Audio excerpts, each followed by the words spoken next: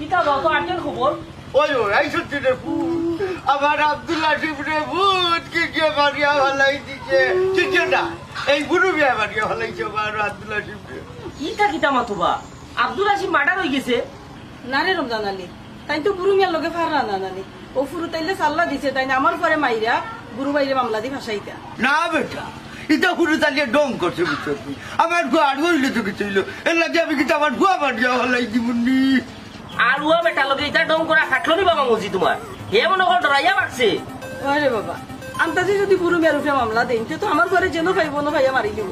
ওগুলো তাই মা এরে তারও তো বড় খাবার হয়েছে নি আমার গুয়া শরীর আজ দিলাইতো আই দরকার লাগে তার উপরে আমি ডাবল মামলা দিব খুললাম মামুজি